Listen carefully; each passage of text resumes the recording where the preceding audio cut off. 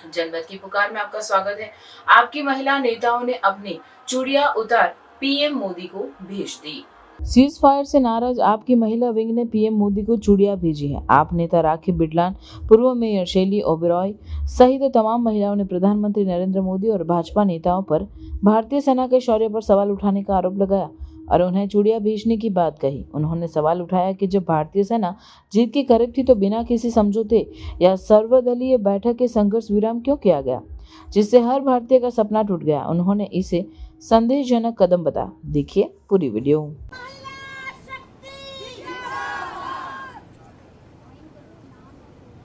बहुत बहुत धन्यवाद सारिका जी। एक जोरदार जय घोष करेंगे, भारत माता की जय। इतनी सारी माएं मिलके और एक गूंज नहीं दिला सकती। मुझे लगता है आप लोगों में बहुत जोश है। जितना जोश यहाँ पर है उतना ही जोश आज जिस विषय के लिए हम इकट्ठे हुए हैं, इस देश के हर एक कोने में, हर एक गांव में, हर एक देश में रहने वाले बेटे बेटी के अंदर है। तो माँ भारती के सम्मान में मुझे लगता है मजबूत जय घोष यहाँ से होना चाहिए। भारत माता की जय, भारत माता की जय, वंदे मातरम, वंदे मातरम। मुझसे पूर्व लगभग सभी वक्ताओं ने आज का विषय, आज की बैठक, आज का संवाद जिस ऐतिहासिक क्षण और पल के संदर्भ में हो रहा है, बड़ी विस्तृत जानकारी दी। ऑपरेशन सिंदूर जो 6-7 मई की रात को हर एक भारतीय के लिए गौरव का पल था। ऑपरेशन सिंदूर हर एक देशवासी के लिए गर्व का क्षण था। ऑपरेशन सिंदूर एक ऐतिहासिक लम्हा, एक ऐतिहासिक पल, जब पाकिस्तान पीओके को, पाकिस्तान ऑक्युपाइड कश्मीर को, जिसे हम सब लोग शॉर्ट फॉर्म में पीओके के नाम से जानते हैं, हर एक देशवासी के अंदर उम्मीद बंधी, हर एक देशवासी के अंदर ये सपना जगा कि अब हम ये पाकिस्तान अधिकृत जो कश्मीर है, अब ये हमारी सेना वापस ले सकती है।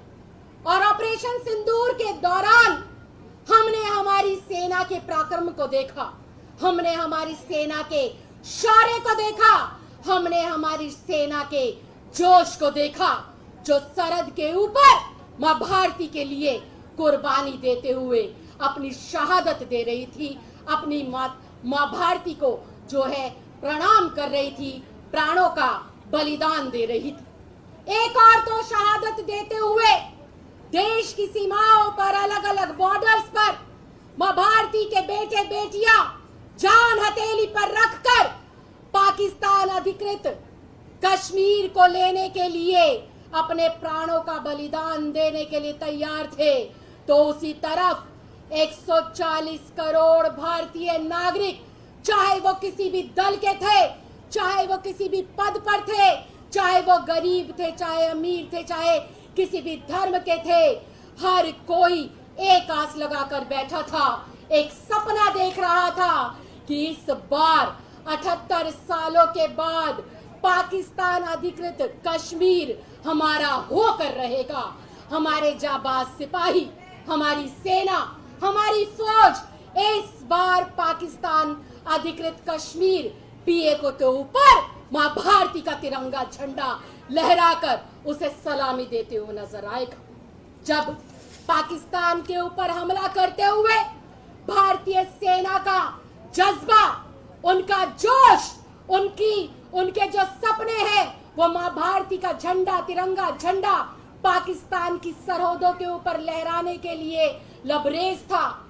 वो अपनी ऊर्जा, अपने प्रकार से, अपने जो है शौर्य से पाकिस्तान की चूलों को हिला रहे थे। उनके बड़े बड़े एयरबेस को जब वो ध्वस्त कर रहे थे, जब वो अपने आतंकवादी जो है संगठनों को टारगेट कर उनको नेस्तो नाबूद करने का काम कर रहे थे, जब हमारी फौज लगातार शहादत देते हुए इस बात का परिचय आतंकवादी देश पाकिस्तान को दे रही थी कि भारत माँ के सपूत ना तो आतंकवाद को बर्दाश्त करेंगे और ना उसे पनाह देने वाले, उसे शिक्षण देने वालों को जो है बख्शेंगे। तबाह करा हमने पाकिस्तान की कई इमारतों को, कई एयरबेस को, और वहां पर जब लड़ाई बहुत तेज चल रही थी, जब हमारी वायु सेना, हमारी जल सेना, जब हमारी थल सेना चारों तरफ से पाकिस्तान को घेरे हुए थी, जब पाकिस्तान के परखच्चे उड़ाए जा रहे थे, जब पाकिस्तान की बड़ी बड़ी जमीनों को, इमारतों को जमींदोज किया जा रहा था, ऐसे में पाकिस्तान ने भी कोई कोर कसर नहीं छोड़ी। पाकिस्तान ने भी तमाम तरीके के अपने ड्रोन हमले किए, पाकिस्तान ने भी तमाम तरीके की अपनी जो है फाइटिंग प्लेयर्स से जो है भारतवासियों के ऊपर और भारत के ऊपर हमला करने का दुस्साहस किया, लेकिन उस दुस्साहस को पराजय का सामना करना पड़ा, क्योंकि एक भी फाइटिंग जेट और एक भी ड्रोन हमला ना तो किसी भारतीय इमारत को छू पाया और ना ही किसी भारतीय को नुकसान पहुंचा। ये पराक्रम और ये शौर्य देखने को मिला हम लोगों को 6-7 मई की रात के दरमियान, 9 और 10 की रात के दरमियान और 10 और रात 11 मई की रात के दरमियान, जब लगातार भारतीय फौज पाकिस्तान अधिकृत कश्मीर की ओर बढ़ रही थी और हम जीत हासिल कर चुके थे।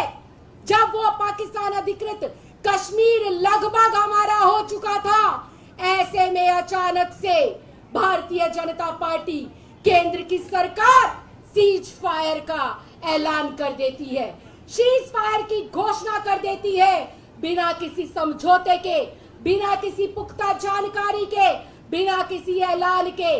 और जब पाकिस्तान के साथ सीज फायर होता है तो हर एक भारतीय का सपना टूटता है, हर एक देशवासी का दिल दुखता है कि जब हमारी फौज अपना शौर्य दिखा रही थी, जब हमारी फौज अपना पराक्रम दिखा रही थी, जब हमारा एक एक सैनिक मां भारती पर अपना बलिदान देने के लिए तैयार था, तो ऐसे में मोदी जी ने सीज फायर क्यों किया?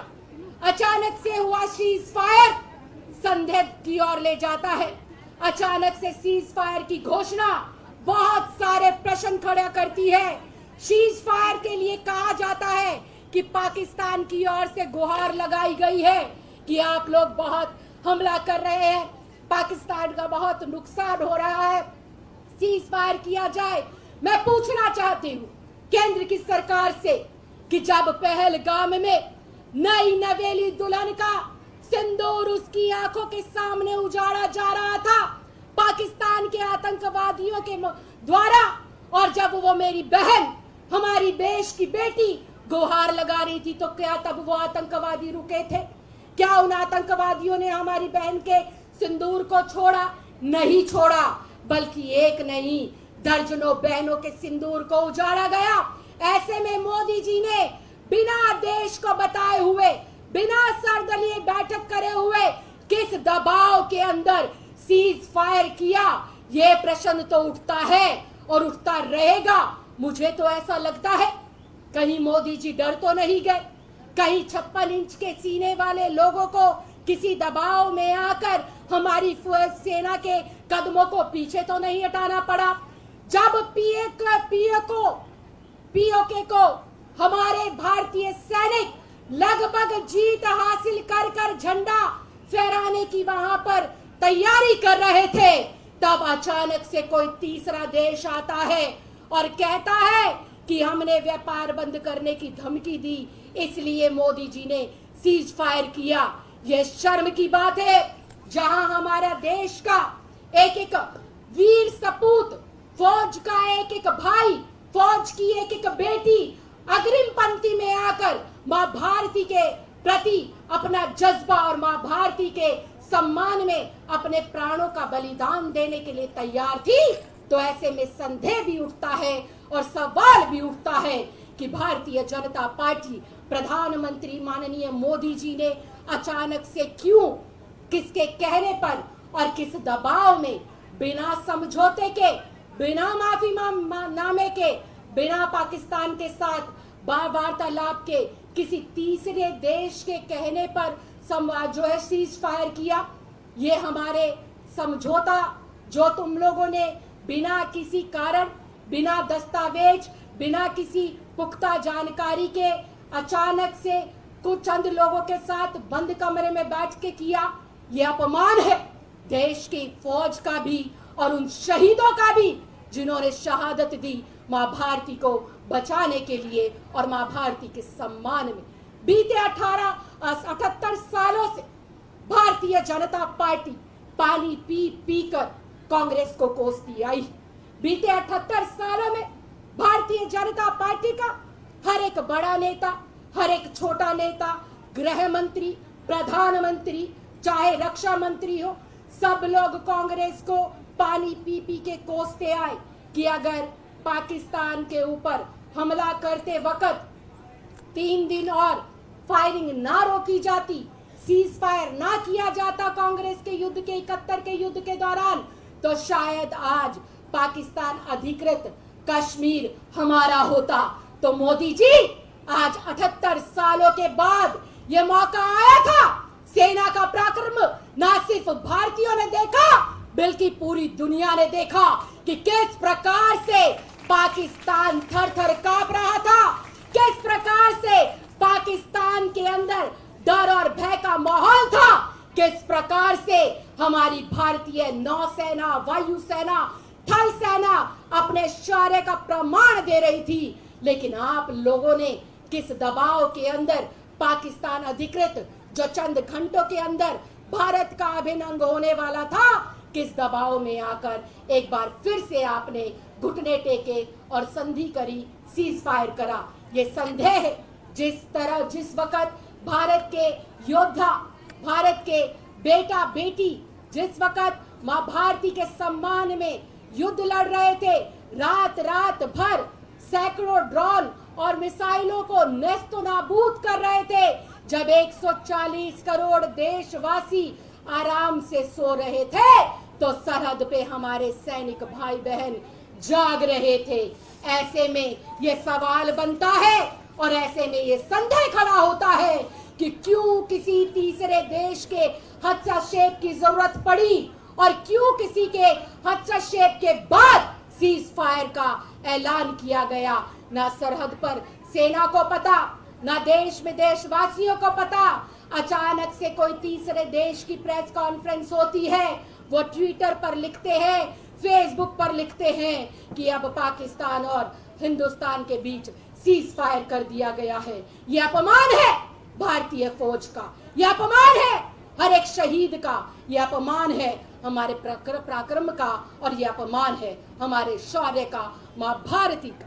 आज हम इकट्ठा हुए हैं महिलाओं के सम्मान में, उन 2 महान नायकों के सम्मान में। हालांकि इस लड़ाई के दौरान और भी हमारी सेना में बहनें थी जो लगातार अपने शौर्य का परिचय दे रही थी, लेकिन मुख्य तौर पर विंग कमांडो व्योमिका सिंह और हमारी जो कुरैशी बहन है सोफिया कुरैशी जी, इन लोगों ने जिस प्रकार से अपनी प्रतिभा का प्रदर्शन करा, इसके लिए मैं ये कहना चाहती हूँ, कोमल है कमजोर नहीं तू, शक्ति का नाम ही नारी है, सबको जीवन देने वाली मौत भी तुझ पर भारी है। जब देश की बेटियां मौत से नहीं डर रही थी, जब देश के बेटे मौत से नहीं डर रहे थे, जब भारतीय माँ के सपूत अपने माता के माँ भारती के सम्मान में खड़े थे, तब मोदी सरकार ने जिस प्रकार से अपने कदमों को पीछे हटाया है, ये पता चलता है कि 56 इंच के सीने वाले लोग डर गए हैं। 56 इंच के सीने का जो डर है वो साफ दिखाई देता है। जब आपने धारा 370 हटाई थी तो हमारे गृह मंत्री जी ने संसद में खड़े होकर कहा था कि अभी तो ये अंगड़ाई है, बाकी और लड़ाई है। वो लड़ाई कहाँ गई जब हमारी सेना, हमारी फौज कश्मीर जो पाकिस्तान अधिकृत है उसके ऊपर अपना हक जमा चुकी थी, लगभग जीत हासिल कर चुकी थी। आपने सेना को वापस क्यों लिया? क्या ये डर है? क्या ये घबराहट है? क्या किसी प्रकार का कोई समझौता है? मैं आज इस मंच से मोदी जी को, देश के प्रधानमंत्री को और जो है भारतीय जनता पार्टी के लोगों को ये चूड़ियां भेंट करना चाहती हूँ। मैं मोदी जी को ये चूड़ियां देना चाहती हूँ कि ये चूड़ियां पहन लीजिए।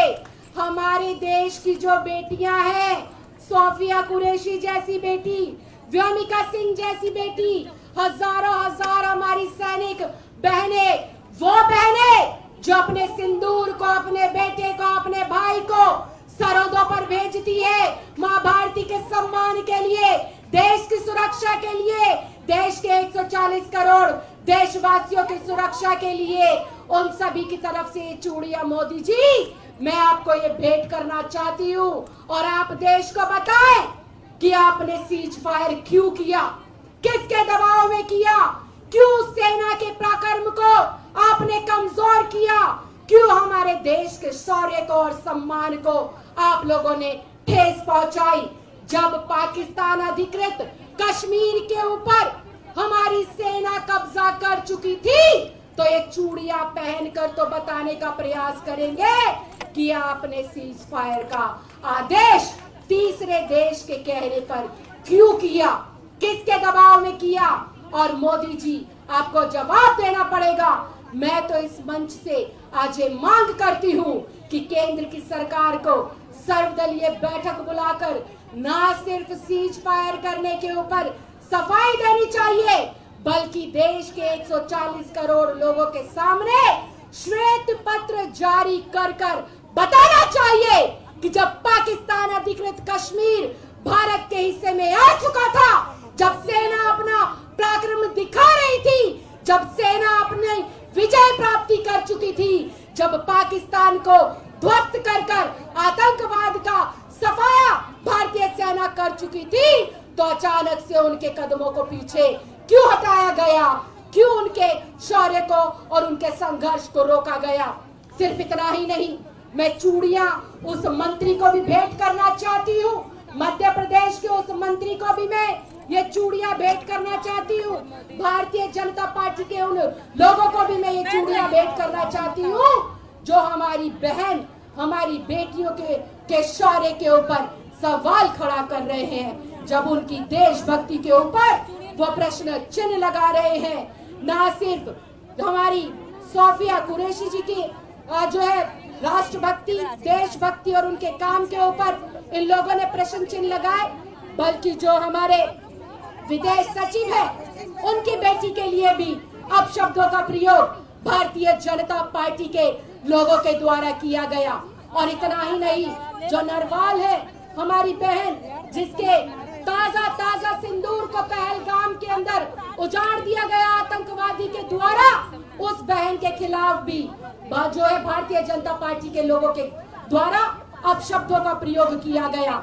ऐसी भारतीय जनता पार्टी की महिला विरोधी मानसिकता का भी मैं यहाँ पर जो है खंडन करती हूँ। उन्हें शर्म आनी चाहिए।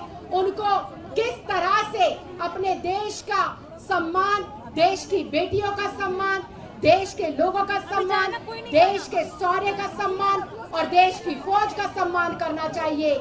मोदी जी अगर नहीं सिखा सकते हैं तो ऐसे अपने भारतीय जनता पार्टी के पदाधिकारियों को, कार्यकर्ताओं को, मंत्रियों को अपनी पार्टी से बाहर निकालकर बताएं कि आप देश के सच्चे सिपाही हैं, सच्चे देशभक्त हैं। जब देश की बात आती है तो सभी लोग अपनी दलगत राजनीति से ऊपर उठकर, तमाम लोग अपनी जो है निजी समस्याओं को छोड़कर देश के हित में खड़े होते हैं। और इस बार भी देश की 140 करोड़ जनता ने यह साबित किया, जब देश युद्ध की ओर बढ़ रहा था तो देश का तमाम विपक्षी दल, एक एक व्यक्ति, एक एक पार्टी केंद्र सरकार के साथ कंधे से कंधा मिलाकर खड़ी थी और कह रही थी कि मोदी जी आप आगे बढ़िए, पाकिस्तान अधिकृत कश्मीर को भारत का हिस्सा बनाइए, हम आपके साथ हैं। चुनाव के समय अमित शाह ने कहा था, चुनाव के समय उत्तर प्रदेश के मुख्यमंत्री योगी आदित्यनाथ ने कहा था कि तीसरी बार नरेंद्र मोदी जी अगर भारत के प्रधानमंत्री बनेंगे तो 6 महीने के अंदर पाकिस्तान अधिकृत कश्मीर भारत का हिस्सा होगा। और मौका भी आया, ऐसा सुनहरा मौका आया जब महज 72 घंटे के अंदर भारतीय फौज ने पाकिस्तान के छक्के छुड़ाने का काम किया। लेकिन ये गीदड़ भभकी और ये डरपोक 56 इंच का सीना ना जाने कहां डर गया और सीज फायर का ऐलान कर कर 140 करोड़ लोगों के सपने को तोड़ने का काम किया। पाकिस्तान अधिकृत जो कश्मीर भारत का अभिन्न अंग है, जो हम जीत चुके थे, लगभग सेना बस झंडा फहराने ही वाली थी, उसको रोकने का काम किया। मैं मोदी जी को ये चूड़ियां भेंट करते हुए बस इतना कहना चाहती हूँ कि आप जल्दी से ये बताएं, 140 करोड़ देशवासी जानना चाहते हैं कि किस दबाव में आकर तीसरे देश के हस्तक्षेप के बाद आप लोगों ने सीज फायर किया है। ये चूड़ियां नरेंद्र मोदी जी को कल आम आदमी पार्टी का पूरा महिला संगठन सौंपने जाएगा। या तो ये चूड़ियां पहन लीजिए नरेंद्र मोदी जी, वरना देश को बताएं कि आपने सीज फायर किस दबाव में किया, किसके कहने पर किया, क्यों सेना को रोका गया, क्यों सेना के कदमों पर जो है सीज फायर की बेड़ियां डाली गई, और क्यों पाकिस्तान अधिकृत कश्मीर को भारत का हिस्सा नहीं बनने दिया। आप सब लोगों से विनती करना चाहूंगी कि इस युद्ध के दौरान जो भी हमारी शहादत हुई, जो भी हमारे सैनिक शहीद हुए, उनके लिए हम 2 मिनट का मौन रखेंगे और 2 मिनट की श्रद्धांजलि देंगे। और उसके बाद सारी की सारी बेटियां अपनी चूड़ियां यहाँ दे। ये चूड़ियां हम इकट्ठी कर कर कल प्रधानमंत्री नरेंद्र मोदी जी को देंगे और बताएंगे कि किस प्रकार से उनके एक ऐलान की वजह से पाकिस्तान अधिकृत कश्मीर भारत का अभिन्न अंग बनने से होते होते रह गया। जय हिंद, जय भारत, धन्यवाद। अगर आपने हमारा अभी तक चैनल सब्सक्राइब नहीं किया है तो कृपया चैनल सब्सक्राइब कर लें, लाइक करें, शेयर करें, कमेंट करें। तो मिलते हैं फिर किसी और खबरों के साथ। नमस्कार।